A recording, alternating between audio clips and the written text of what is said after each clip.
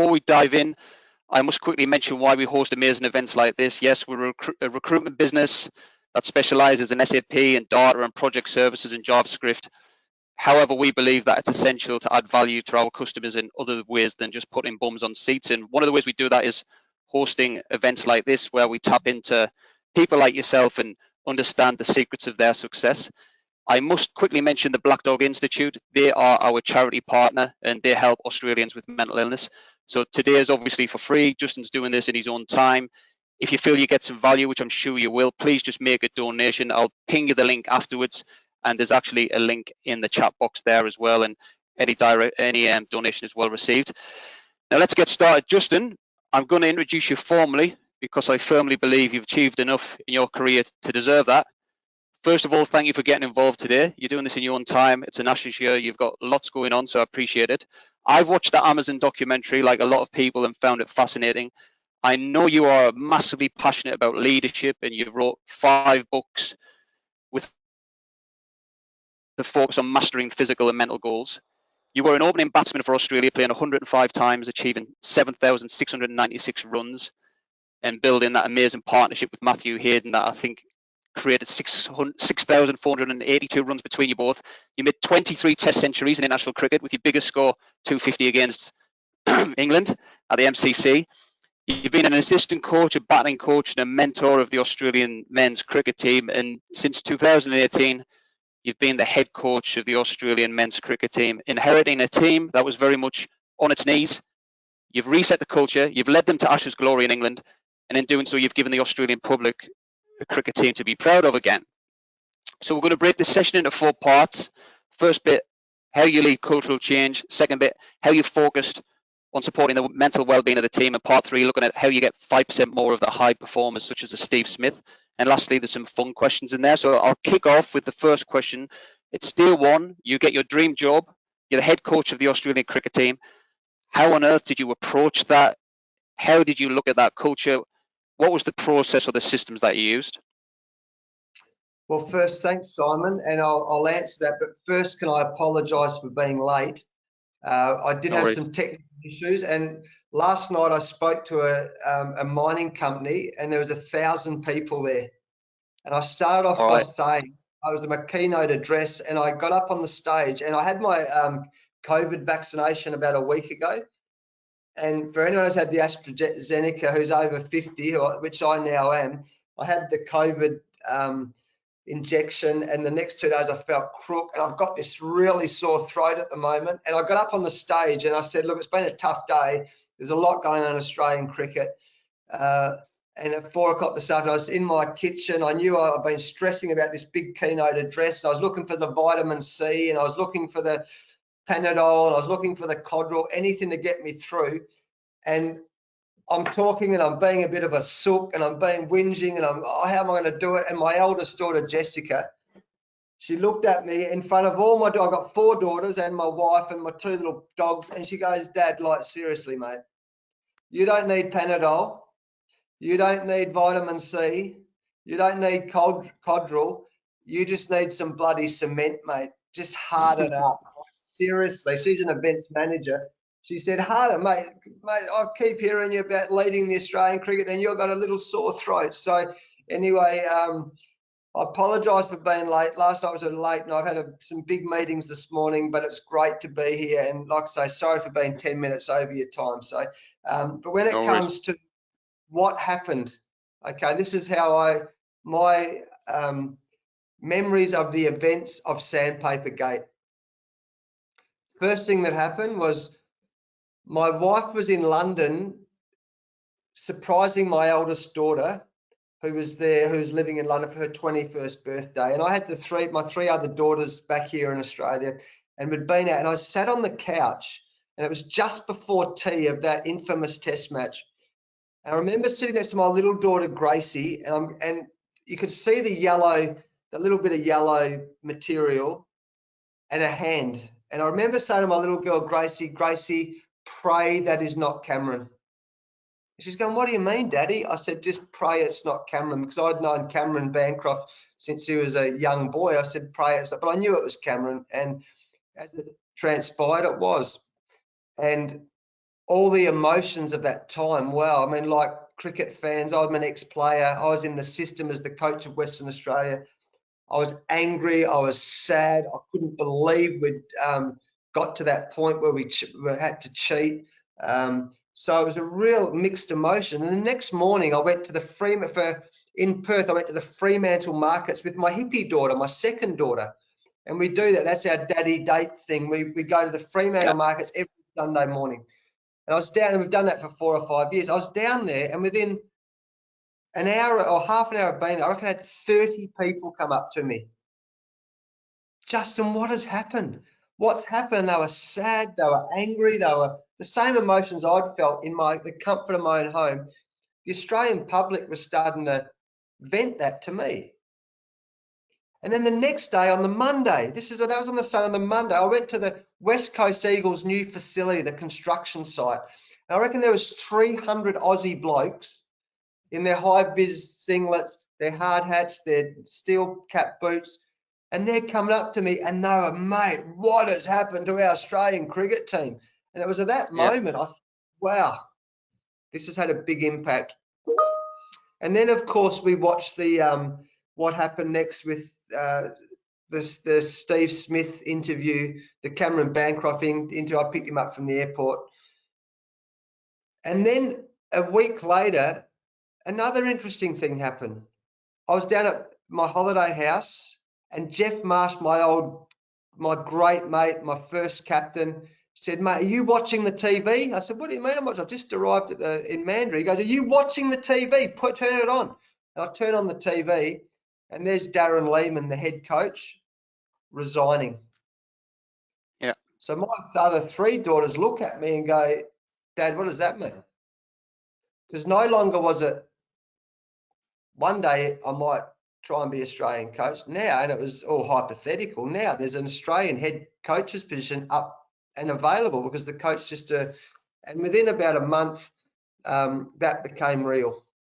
So You weren't involved in the Australian cricket team at that moment in time? You weren't part of the back office team? No, at that time I was the head coach of the West Australian cricket team and the Scorchers.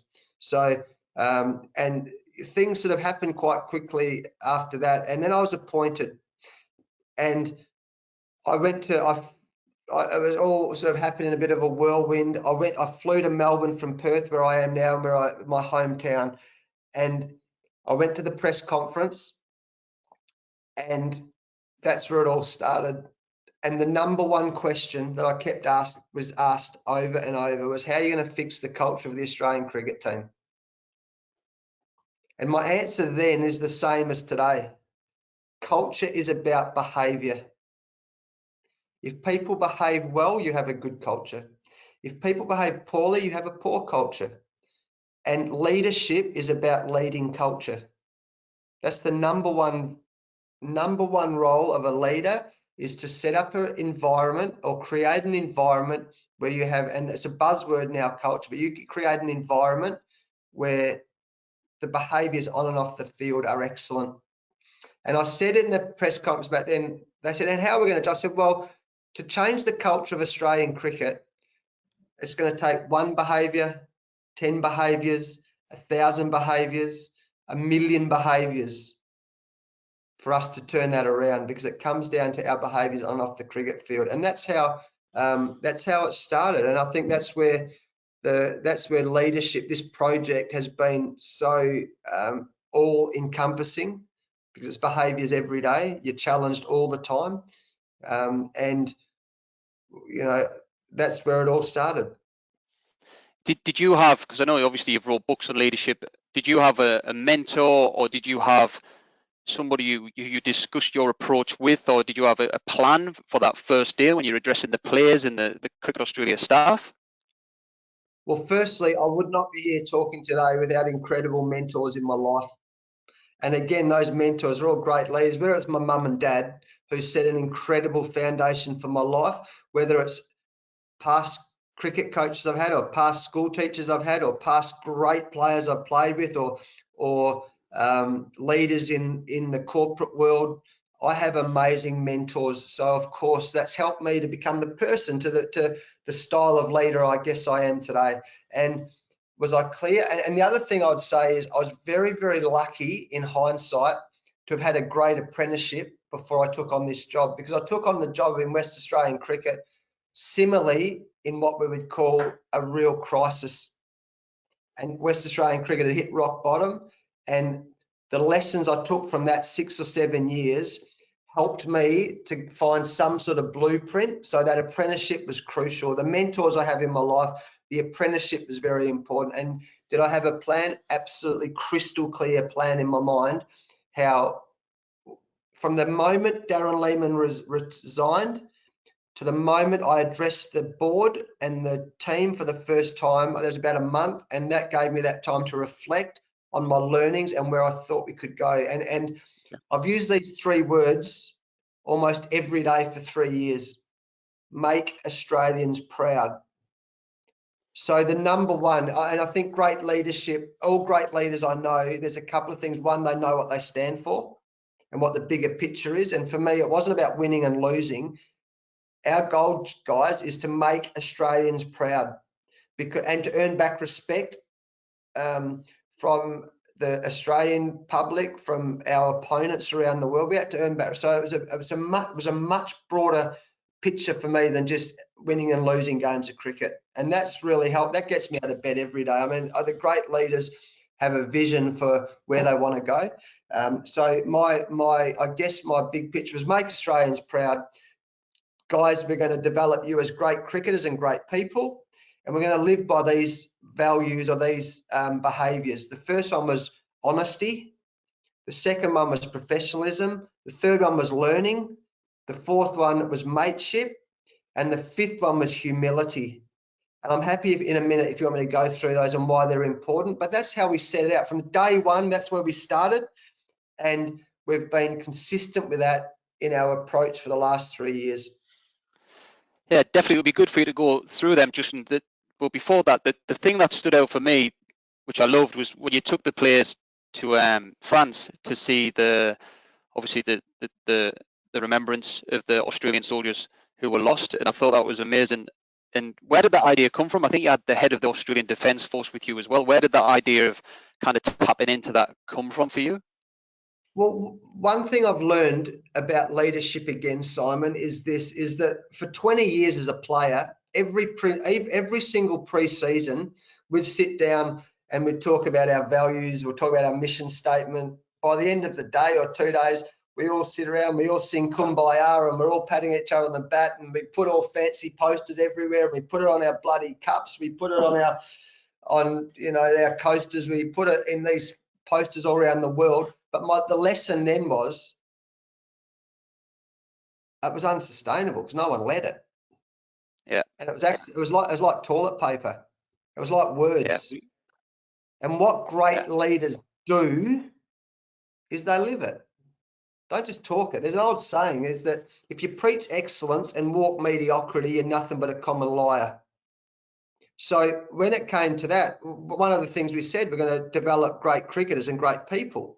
And a part of that is, well, if we're going to do that, let's take guys out of their comfort zone. Let's teach them about the country they're representing. And we not only went to the Western Front in France and Belgium, but the next year we went to Gallipoli as well.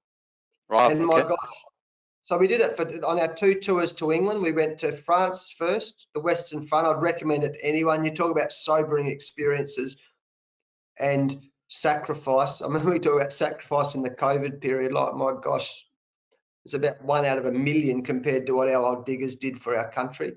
And then we went to Gallipoli, and we talk about perspective, we talk about humility, we talk the whole essence of our diggers in the Western Front and Gallipoli's mateship. I'm sure that was a great part of our Australian culture, mateship, humility. So that's why we did it. We can't just talk about it. And that we felt that was a really good experience for everybody to see something outside of the cricket field, and it was powerful. We keep drawing on it today. Like, we drew on it a lot last year during the COVID lockdowns and the bubble life that we live. And it was for me, it was one of the most sobering moments of my life. That's brilliant. I spent a couple of days at the Australian War Museum in Canberra. I went for the first time during the Easter holidays, and again, that's an amazing place. But yeah, it was a brilliant part of the documentary. I love that. Justin, can I just talk to you about that toxic star player that we've all had, whether we're in the corporate world or the sporting world, or we've had as a teammate, and how you deal with that situation, especially when you're under intense media scrutiny? Like, how do you draw the line between performance and culture? How do you tackle that? It's our greatest challenge. One thing I've learned, one thing that's helped me to be a head coach or a leader is I have 4 daughters and I'm a parent. Yeah. Now, when I say that, people go, well, that's strange. Well, what do you mean? And what I mean by that is that all my daughters, they all come from the same place, same upbringing, but they're all so different. So if all my daughters are different, I can guarantee all my players are different. And the trick, the art of coaching or leadership or management is how you deal with all the different players. And you've got to treat them all different. Obviously, there's expectations, there's boundaries within the team, but you know, everyone's different. For example, when I was a player, I played with Shane Warne, and the greatest thing I ever did in my cricket career was playing with Shane Warne. We didn't necessarily agree with all the things he did off the field and spending a lot of time on the front pages, but my gosh. But the reason Shane Warne worked so well is because we had a captain and we had leadership which was so strong that we embraced him for what he was. He's a great guy. He's a nice guy, and he's, you know, I love talking to him about cricket. But he was, you know, he spent a lot of time on the front pages. I mean, that's just reality. It's not. That's just truth. But playing with Shane Warne, it was unbelievable. And we have our, what I'd call our problem children. But if you treat them as adults and you have honest conversations, then usually you get pretty good results. And that's my advice to anyone, is that you treat them like adults, you have honest conversations behind closed doors, you don't play it out in the media, which has happened a bit in the last week, which has been incredibly disappointing. I'm sure we might talk about media on this call in a little while, but you treat them like adults, you have honest conversation where you look them in the face behind closed doors, and if they still don't work, you get rid of them. And that's that's the truth, because if you don't, they will have a really negative influence. And often what happens when you do get rid of them, it's like a sea breeze through the organisation. And I've seen it in different teams I've been involved with. You know, unless, and I say this often to our players actually, if you believe that you're as good as Shane Warne, which is a one in a generation player, and you want to behave badly, no stress, go for it. But you won't last very long. So you've got to be you've almost got to be a genius if you want to bring toxicity into the group. And in my life, I've come across very, very few geniuses. All right, Justin, let's move on to the second part, that kind of mental well-being side of leadership. Like, how do you, in a changing room, encourage these top-class male professional cricketers? And it's a very kind of masculine sport, isn't it? And very much kind of that gladiator sort of style. How do you get them to open up and share their feelings and tell you what's really going on up there? How do you do that as a coach? Yeah, I'm really pleased to say you mentioned Black Dog before this. I'm actually doing a luncheon to 1,000 people tomorrow for a company called a charity called Men in Construction, and they're talking about suicide, male suicide. So it's a very, very topical point at the moment, obviously, and so it should be. And in our world at the moment, with guys living in bubbles and having come and just seen what's happening in India, my gosh, I mean, we've got to treat people as humans, right? It's a pandemic in itself now, isn't it, really? Well, it is. And I say often, when I was coaching Western Australia and right through to now, I cannot tell you how many players have come into my office between the age of 18 and 40 and cried in my office. It's not because I've been mean to them. They're coming and telling me their story. It's unbelievable, you know, and that there's new fragilities in life, and you've got to respect it. The great lesson I learned is that and this is a personal story, and I share it rarely. I might talk about it tomorrow. But in 2001, I was dropped from the Australian cricket team in Ashes, in the 2001 Ashes, and I was shocked. Steve Waugh came to our room and told me I was dropped for the first Test match. I didn't know whether to cry on his shoulder or punch him out. Like I didn't know how to react, right? And then the great lesson was, for the next 6 or 7 or 8 weeks, I did what a lot of Aussie men do. I trained harder. I was ripped. I was so fit. I hit about 10 million cricket balls. And I kept saying, no, I'll show them. I'll do it myself. But every time I played the county games before each Test match, I was angrier and trying harder and harder, and failed hard because I was trying so hard. I was doing what men do. I didn't talk to anyone about it. I wouldn't talk to my wife back home. I wouldn't talk to my mates. I'm just going to show you guys. I'm just going to do it by getting fitter, and I'm going to hit more balls. That's what I'm going to do. And when I'm going to show you, I'm going to fight my way back. Yeah. It got to the fourth Test match. Steve Waugh tore his calf muscle, right? So he's out. Come on, this is your big chance, Justin. This is your big chance. We're playing a game in Sussex. And in the first innings, I got about 10 runs off about 300 balls. I was trying so hard, and Gilly's the other end smacking him around like he did, like he's playing beach cricket. And I got out for 10 or whatever. The second innings, because this is my big chance, I get back into the Test team. If I make some runs, I'll play the next Test because Steve Waugh's injured. The second is up to bat just before stumps on day 2 or 3. I got a duck. And as I was walking off the ground, I honestly wanted the whole world to open up and swallow me whole. I got so low. And I remember walking off the ground, walked into the change room, and I grabbed Adam Gilchrist by the neck because he was the captain of that game, and also I selected, and I pushed him up against a wall. I said, look what you guys have done to me. Look what you've done to me. Da, da, da, da. And I just went off. And because it just had built up. And that was it. As I was walking out, that's it. I'm retiring. I'm flying home tomorrow. I was so low, even though did all the things I think Aussie blokes who fit, practice. Anyway, when we got off the bus after training, I remember I had my tracksuit up, I had my cap on, I had my sunnies on, and I want to fight the world.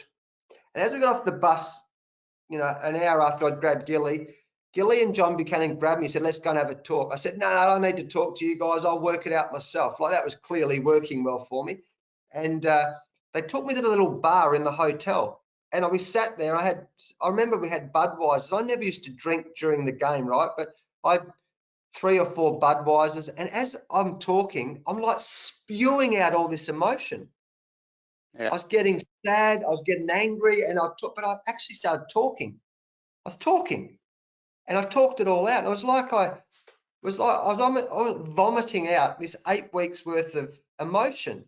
And then that all happened. Then next thing, which was really interesting, which I learned a great lesson, I'd had a few beers. We're walking up, and we still hadn't been off the bus, still holding our bags, and we're going up the steps, and I've got to go right to my room. John Buchanan's got to go left to his room, and we're standing on the landing. And you know that moment just before you have your first kiss, that really awkward moment, right? I remember it, but I don't know if you guys remember, or anyone's on this call, but I'm just having my first kiss because John Buchanan gives me this really strange look. He drops his bag, I drop my bag, and he gives me this massive hug.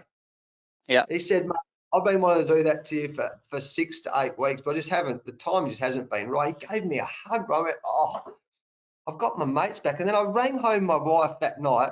I said, babe, that's it. I'm done. I'm done. I rang my best mate.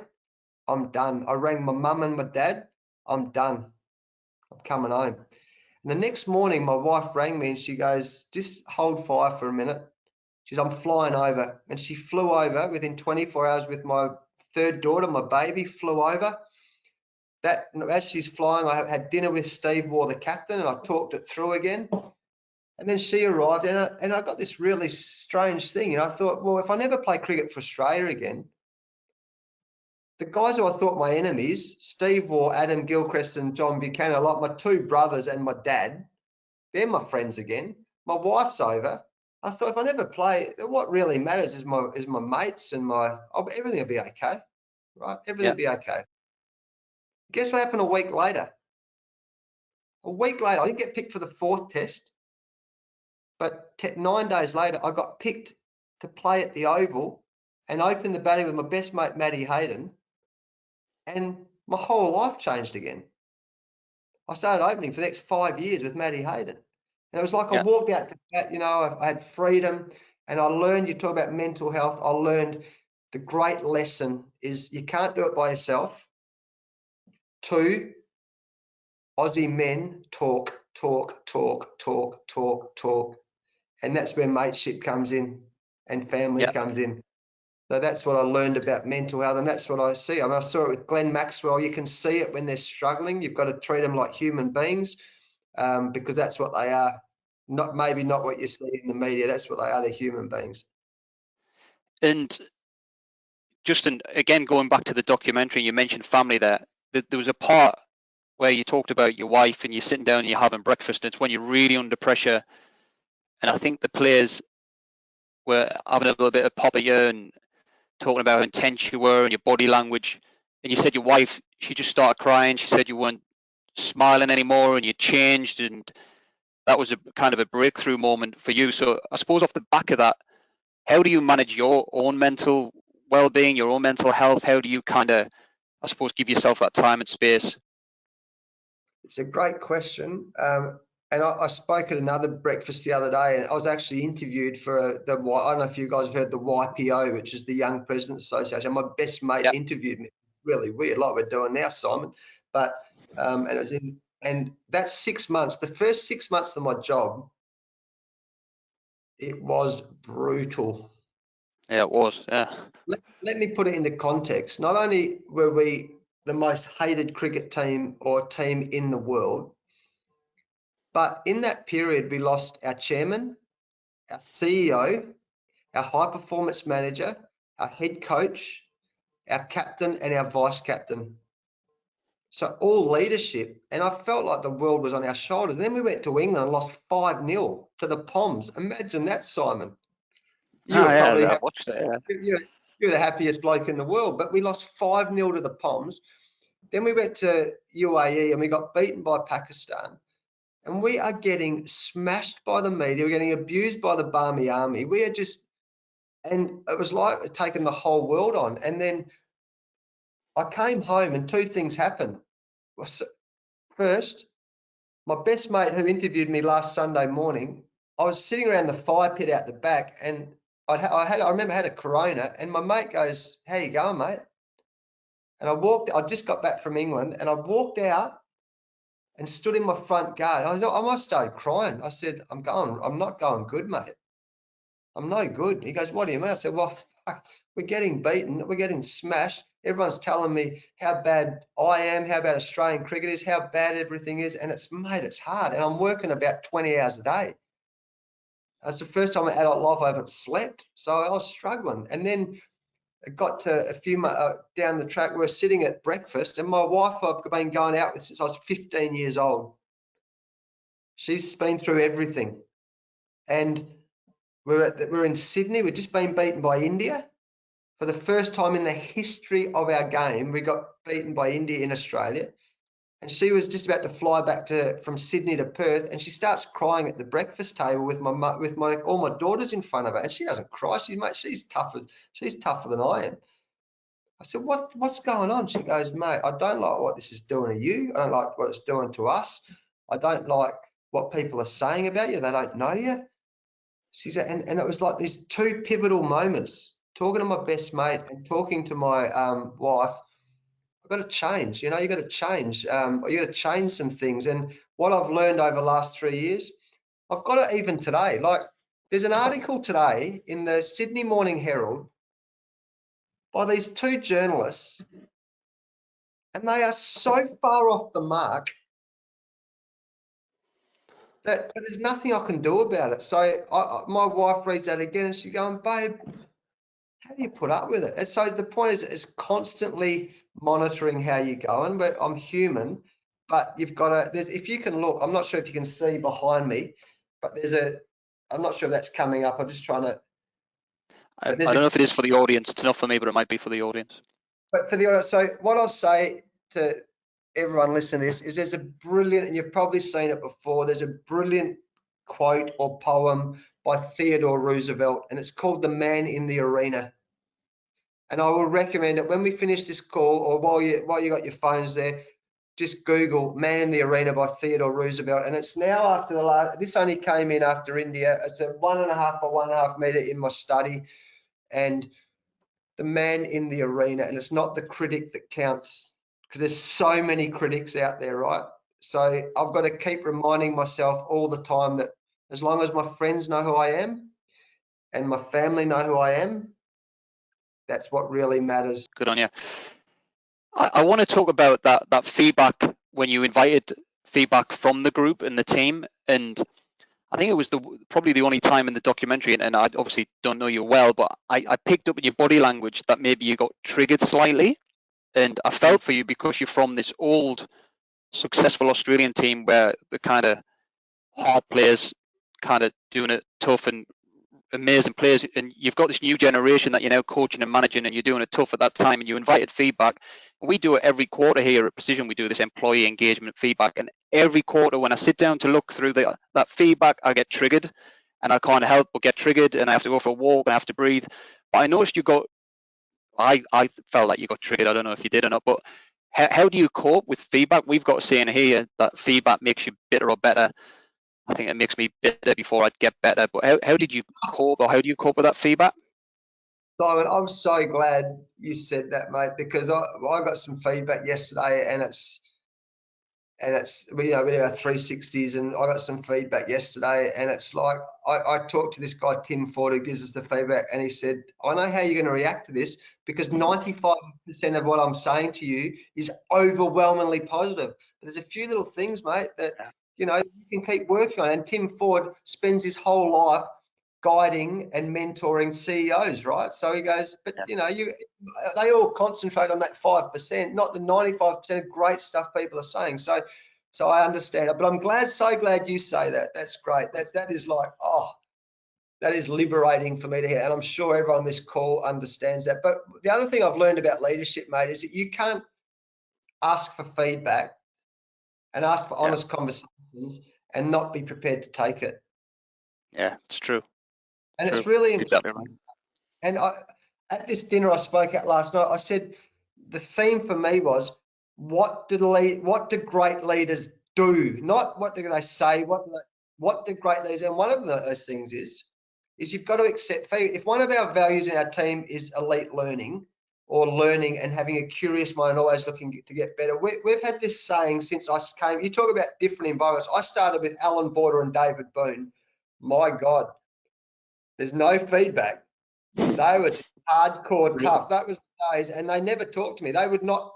The young kid coming in, there's no, we'll bring them all in and we'll let the young players. No, you sat in the corner and they just told you, and you did not, mate. There's no feedback then.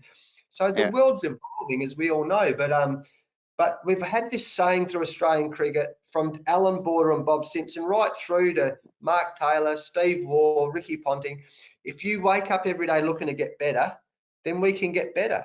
And that's sort of in the fabric of what I know of Australian cricket. So therefore, that's where I believe feedback's really important. And I love that bitter or better. I've never heard that before. So I'm going to take that on board. But it's a great way to look at it. And you only evolve if you get feedback, and you've got to have the courage to take it on board. And some of it's a load of rubbish, but if it comes from people who you respect, no worries, you take it on. If it's from, if it's not, well, you might take it with a grain or an ocean full of salt. But if it's from people you respect, you should take it on. Yeah. So just going back to high performance a little bit, Justin, how do you motivate a team for, say, a game against England and India and South Africa, that kind of high level, compared to if you're playing Sri Lanka and Bangladesh? From a work sense, we've all got small tasks and big tasks, but how do you kind of get the players to approach all of those games with the same kind of vigor and the same approach and the same intensity? Well, the first thing I'll say is I believe that mental toughness is winning the games you should win. So you've got to get up. I mean, you never take for granted playing cricket wherever you play. So you should win the games you should win. And that takes a degree of mental toughness as well. So, but the other thing is, right now we're in this real arm wrestle with England and India. And if you look at all the results of our series, we've played each other a lot recently. They're like 2-1, 1-2, 2-all. It's a real arm wrestle, and our challenge is to break away again. We've got to break for a long period of time. I mean, we were the #1 team in the world by a long way. So our challenge at the moment is the question to everyone, how do we become a great cricket team? How do we break away from this arm wrestle? Because arm wrestles are bloody tiring. Now, you think about having a few beers, have an arm wrestle with your mate, it's bloody tiring. So this is our challenge at the moment. If we continue that theory of or philosophy of trying to get better, that's one thing. I think our leadership within our group is another thing. I think the camaraderie within our group is like the glue that keeps each other together when the pressure comes on. That's a challenge for us at the moment. That if I'm being completely transparent, we're challenging that at the moment. The other challenge we have, I've been doing some work at one of the footy clubs, and I said to one of their star players the other day, imagine if you played for, and my love is AFL. I'm not sure rugby league or rugby union who's listened to this call, but my love's AFL. I said to one of the players, imagine if you played for the West Coast Eagles, Fremantle, Hawthorn, Sydney Swans, and Carlton all within 12 months. He said, what do you mean? I said, well, that's what our players do. They play for Australia, they play for Big Bash, or their state, they play Big Bash teams, they play for their club side, they play IPL, and some of them play for England, all in a 12-month period. So they have different coaches, different captains, different environments, different expectations, different time periods, different pressures. So that's another massive part of our challenge at the moment is trying to solidify an environment in the Australian team where there's huge expectation and huge pressure, unlike the T20 leagues they play around the world. How do we do that? And that's the next phase of our journey, I think, how we do that. Which I suppose would lead me on to another question. If you were in charge of cricket globally, what would you change to make the game better? Anything around that schedule or the format of the game? Would you change anything? Well, let me start in Australian cricket. I would still have the great foundation of our game with red ball cricket. And I say to the players, if you look at all the great T20 players around the world, most of them have played 50 to 100 test matches. They're not just T20 cricket. I mean, there's a few exceptions. For example, Glenn Maxwell would be an exception to that. There's a few exceptions, but overall, and the foundation of our cricket for so long, why we were so dominant, was so much red ball cricket. And I think it's the same in test cricket around the world. I think that test cricket is a wonderful game. It's on. One thing I've learned as the Australian head coach is Australians identify with the Australian test team. They love it. They love it at Christmas time. They love it.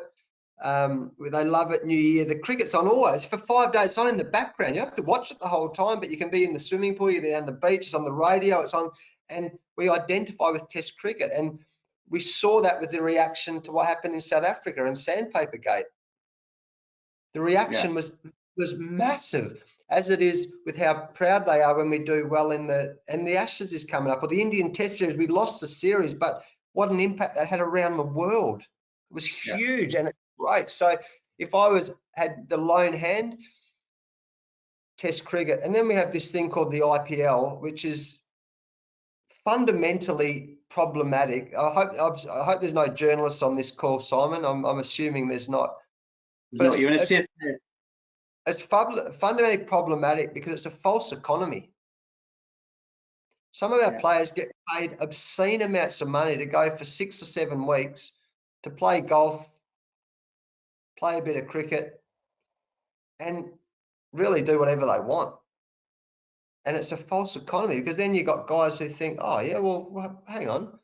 I can go away for 6 or 8 weeks, get paid a couple of $1 million. What, and you want us to have high standards when you come back to the Australian cricket team? Right, okay. Huge challenge, huge challenge. So I'd love to see a lot more test cricket. That's what I love. It's the foundation of the game. And Sachin Tendulkar said it best to me years ago. He said, Test cricket is like the meat and veggies. That sustains you. T20 is like dessert. It's like the sweets. It tastes good and it makes you fat. Tastes good, but he said if you think you can just live on this dessert alone, that's going to get you have a heart attack early. But if you have your meat and veggies, mum will be happy and you sustain a really good foundation. And I thought the way Sachin described that years ago pretty much sums up how I would look at if I had the sole rights over what happens to cricket in the world. Okay, good answer. I'm going to focus on some of the more fun questions now, Justin. But first of all, an Ashes in Australia, is that more pressure for you or less? Well, I was on a meeting before I came here, Simon, and let me put it this way. If we lose the Ashes, everything in Australian cricket's going to be seen as broken and where the whole Australian cricket's failed. If England lose the Ashes, everything in English cricket's going to be a failure and there's going to be reviews and people will get sacked and da-da-da-da. So I would say there's more pressure winning an Ashes in Australia than anything else. Even though that's flawed, but the media will make it out that everything is wrong. And in the end of the day, it's two groups of 11 young men going at it from different systems. Everything's not flawed. Everything's not failed. Whoever wins or loses the Ashes, but that's certainly how the world will see it. And that's that would add to the pressure of it. Yeah. And I think that comes up in the documentary where you talk about when we win, everybody's singing and it's all amazing, and then literally 3 or 4 days later when you've lost, it's like the end of the world, and it's trying to find that trust in the process. I got the feeling that maybe you've read a lot of John Wooden's work, the basketball coach, because you talk a lot about the process and focusing on the process rather than the result in those early days. Well, a couple of funny things about John Wooden. I have studied him, but I'll go back one step. As a batsman, everything was about process. Okay. If I had my routine, if I had my routines off and I saw the ball out of the bowler's hand, everything would be okay. My whole life came down to a cricket ball. If I saw it, and so it was all purely process. I couldn't get 100 unless I got, and 100 was the currency of value in my life. I couldn't do that unless every single ball I faced, I gave 100% attention to it. Right? Okay. So that's process over outcome, reality. But the funny thing about John Wooden, not many people know this, but 8 years ago, I went for the Australian coach's job when we finished Tim Nielsen. I might have finished, and it was like going for the President of the United States. The interview process was my God, it was intense. But at the time, I'd been reading. I was a young coach, just come out of playing, and I'd been reading a lot about John Wooden. And I went into that interview with the John Wooden philosophy, not the Justin Langer philosophy. And it's a great lesson. It's the greatest lesson I learned. And Mickey Arthur got the job back then. And, you know, as it turns out, as I talked about the apprenticeship before, I'm so happy for that. But the great lesson is don't go in with the John Wooden approach or the Alex Ferguson approach or the Trent Robinson approach or the Kevin Sheedy approach. No. You've got to go in with your approach.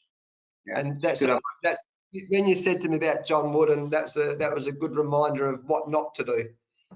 You mentioned my hero there, Alex Ferguson. He's an amazing guy. Well, I'm not dropping names here, but you'll love this, Simon. I think we might have talked on the call. When we lost that third test in England, when Stokes got that 100, and it's like literally the worst day of my life, of coaching life. I could not believe it. I could not believe we lost that test. And then we were that close to winning the Ashes then. And then, the pressure's on. But it went from the worst day, a bit like the story I told about when I was a player, rock bottom, to what happened next. So, and we did some amazing stuff. After we lost that test, we did some amazing stuff with the team. It was probably the 10 best days of coaching I've had as a coach from rock bottom for those 10 days. And it culminated in the day before the Old Trafford test match. I had lunch, your heroes, to Alex Ferguson. Yeah. So what tips and advice did he give you? Steve Waugh, Sir Alex Ferguson, and it's Alex Ferguson's best mate. When we finish this call, I will send you the 10 notes that I learned from Sir Alex Ferguson, and you can pass them on to everyone on this call if you like. It was just lunch with Sir Alex Ferguson, and it was like, oh my gosh, it was like one of the great experiences of my life. It was like, he was like your grandfather, but every now and then he got intense, and you go, whoa, shit, like, okay. But I promise you, when I get off this call, and I'm happy for you to share it to the people on this call if you like, if they've got any interest. But as soon as we finish, I'll send you lessons with Sir Alex Ferguson, and you can have a look at it. The number one was honesty works. He said that after and I said, oh, fuck, there's my next tattoo. Honesty works. Like, I said, what do you mean? He goes, well, always be honest, son. Or lad, I think, lad, always be honest. Always be honest. You sleep well if you're always honest. And another thing he said, you asked me about the tough athlete. He said, I used to always worry about the tough athlete, but then I realized something. If they leave out, because most people worry, oh, yeah, but what if they come back and they score goals against us and they make us look silly? He said, or they do well for another club. And he said, what I learned there, lad, was if that's the case, I've got to worry about them for 2 days of the year rather than 365 days of the year. So That's good. Yeah. So get rid of them.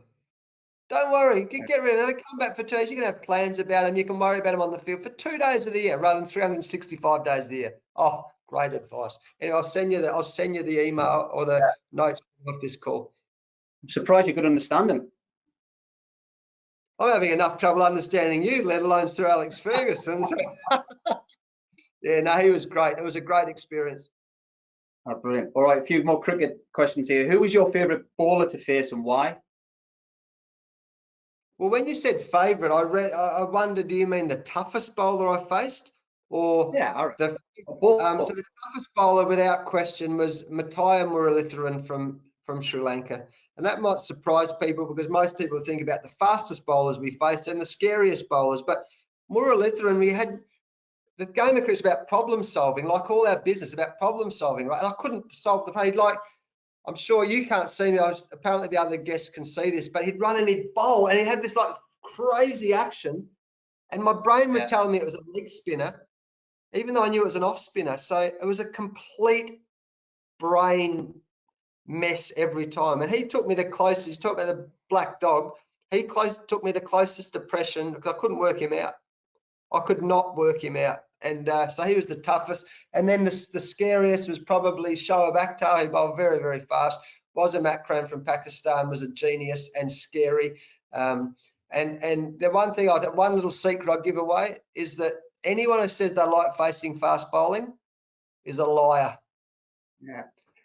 I bet. We all put on the tough guys. Oh yeah, I like it, but no, it's no fun. It is no fun. And people ask me often, "Oh, do you still play cricket?" I say, I would rather in my thongs run from my house in Perth to Melbourne and back in my thongs than ever face fast bowling ever again. I got no interest. It's like a boxer who's been punched in the face too many times. But at the time, you knew you were alive, and I loved it. You took a hit back in the day. I read that you took a really bad hit and you wanted to go out and play. I think the skipper at the time was hoping that the game didn't continue so that you wouldn't have to go back out. It was actually my 100th Test match. Yeah. It was my 100th Test match in Johannesburg in South Africa, and I got knocked out cold the very first ball of the game. Craziness. I spent the next few days in hospital. I was sick. Concussion, like depression and anxiety now, and mental health is very topical now. And yeah, it just goes to show, be careful what you wish. I dreamed about playing 100 Test matches, and then I faced one, but I can't remember it. So there you go. That's how much fun that 100th Test was.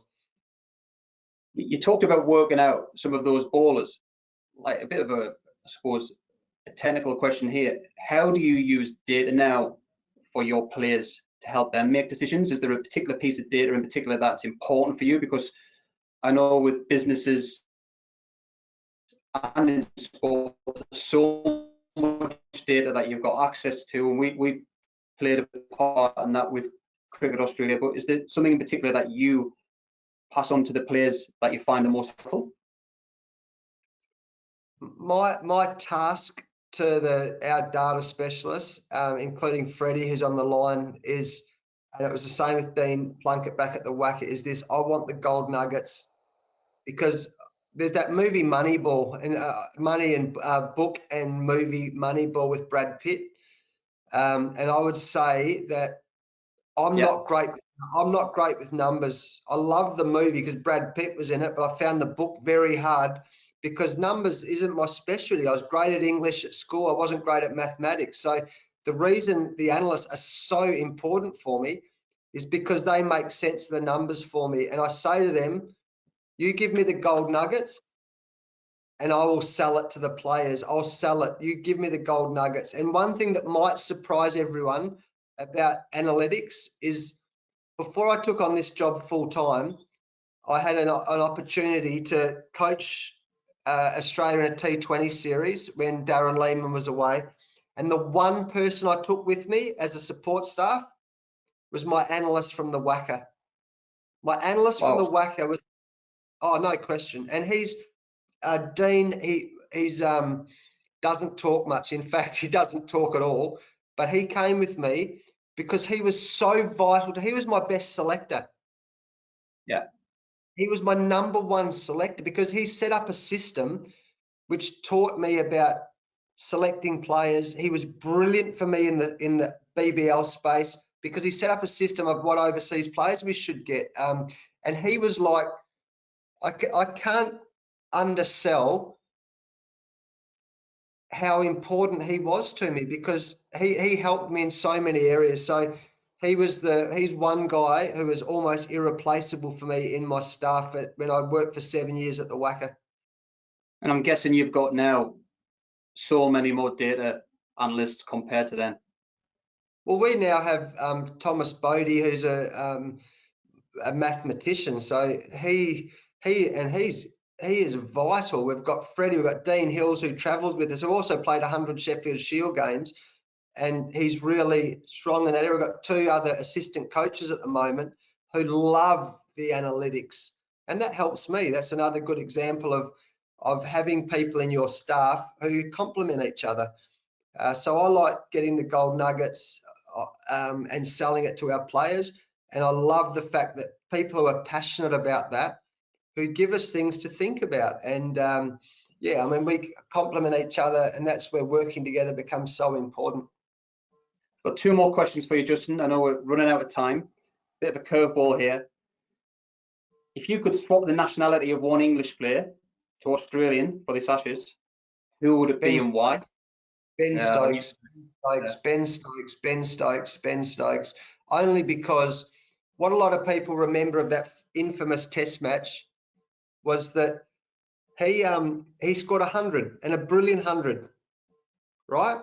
Brilliant 100. Everyone will remember that. What they don't remember is what he did the day before.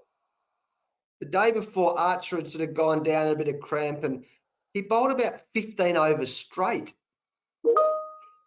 And in the world we currently live in, that doesn't happen. Yeah. The most of bowled might bowl 6. He bowled 15 or 16 overs straight and changed. He kept going, mate, he's got to stop somewhere. And he ended up getting Matthew Wade out just before stumps on day 3. Yeah. And then it dragged the captain, Tim Payne, out, which got it just before stumps as well. So instead of going into that last day or the 4th day, 4 wickets down, we went in 6 down. And the game changed. So I love his competitiveness. I remember talking after the last Ashes series, Joss Butler, who I played with at Somerset, I said to him, Joss, I've got to ask you this. Ben Stokes, is he a good bloke? And he got this look on his face, he goes, good bloke. He said, JL, if you coached him, he would be the favourite player you have ever coached in your life. I said, really? I said, yeah, but mate, come on, cut to the chase. What about that incident that happened in, outside the nightclub? What happened there, mate? He goes, no. And he told me the truth. I said, no, that's bullshit. I've read. He goes, no, I promise you that's what happened. He was standing up for some people, and it was a horrible incident. You never condone it. But he said, JL, you would. So anyway, at the end of the night, this is after the series is over, we'd all had a few beers in the England change room. It was a great night. I went and stole one of the boys' baggy green caps. I came back into the England change room, put it on Ben Stokes' head, put him over my shoulder, and said, "Come on, you're coming with me, mate." The boys telling me you'd be the best bloke in the world as an Aussie. So, if a long-winded answer, which is not unusual for me, Ben Stokes any day of the week. He's a Kiwi as well, really, isn't he? Well, yeah, I've maybe hopefully got some English, but when it comes to the Ashes coming up, I think one of the key player will be Jofra Archer if he's fit. Yeah, so he's another. He's a real talent. He's good. And then lastly, could you summarise, Justin, I suppose, your number one leadership book, if you're going to recommend somebody to read a leadership book, and a podcast maybe that you listen to that you find helpful when it comes to leadership, and any other article or blog that you listen to when it comes to leadership, and then we'll wrap up. Well, I'm looking over the top of my computer screen here at a bookshelf full of books. So it's very well. Okay, there's a couple of books, and they're two very different. The number one book, and you can get it off Amazon. It's a very old book. It's a book called Zen in the Martial Arts by David Hyams, and it's a very small book. It's a small handbook. The lessons in there, I just thought they were brilliant, and I probably, it's up on my shelf, and it's like it's been read 1,000 times. So it's tattered and torn, and I've got, over the years, I've taken a number of those books and given them away as gifts. So Zen in the Martial Arts. There's also another great book called The Boys in the Boat. I've read it. Yeah, it's an amazing book about the American rowing team. That's right. It's a great book. It's a fascinating. I thought that's a great book. But again, I could probably spend an hour talking about great books. But they're two books that I'd highly recommend. I think in terms of podcasts, there's so many out there. A really, really, really interesting one is with Johnny Wilkinson.